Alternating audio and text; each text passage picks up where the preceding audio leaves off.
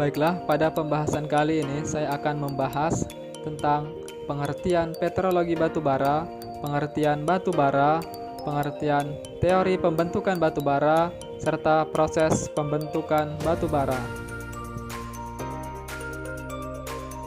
Baiklah, pembahasan yang pertama, apa itu petrologi batu bara?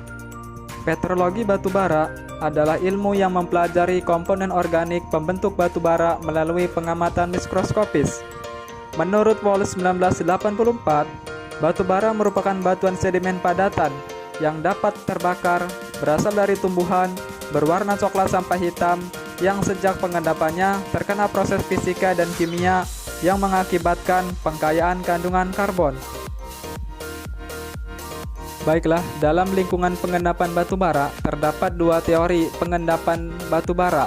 Yang pertama adalah teori in situ, kemudian teori drift.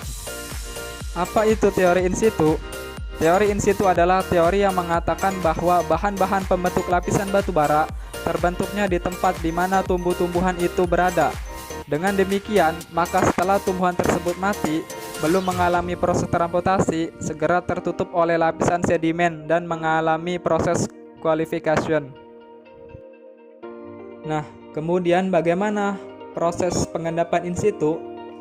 Bahwa batu bara yang terbentuk sesuai dengan teori in situ biasanya terjadi di hutan basah dan berawa, sehingga pohon-pohon di hutan tersebut pada saat mati dan roboh langsung tenggelam ke dalam rawa tersebut, dan sisa tumbuhan tersebut tidak mengalami pembusukan secara sempurna dan akhirnya menjadi fosil tumbuhan yang membentuk sedimen organik.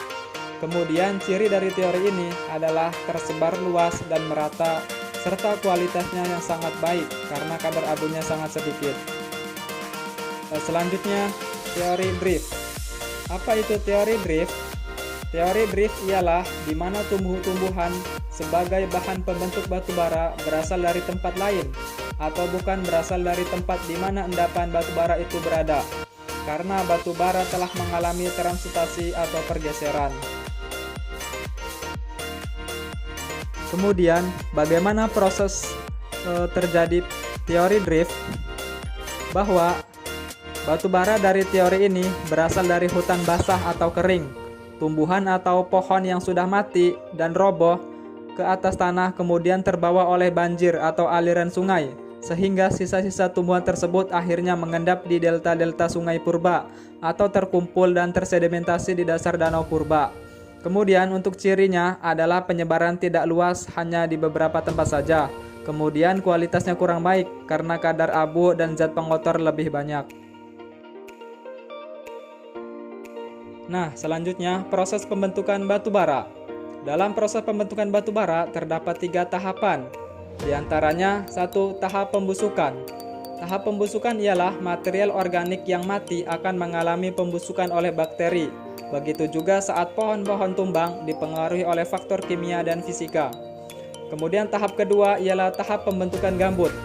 Proses perubahan bahan organik seperti batang pohon menjadi gambut hanya akan berlangsung saat batang pohon tersebut berada pada lingkungan yang memiliki kadar oksigen rendah. Kemudian tahap yang ketiga adalah tahap qualification. Tahap qualification adalah tahap di mana gambut berubah baik secara fisik ataupun kimia menjadi material padat berwarna hitam atau biasa disebut sebagai batu bara. Selanjutnya perhatikan gambar berikut ini. Apabila suatu pohon yang mati kemudian jatuh ke dalam air atau rawa yang cukup dalam, maka pohon tersebut akan mengalami pembusukan baik secara biokimia maupun secara kimia dan fisika. Pada kedalaman tertentu, bakteri yang mengurai sisa pohon tersebut tidak dapat bekerja. Dalam hal ini, pohon tersebut tidak mengalami pembusukan secara sempurna dan dalam waktu tertentu, dan akibat tekanan dan suhu, sisa tumbuhan tersebut akan berubah menjadi suatu sedimen organik yang kemudian disebut sebagai batu bara.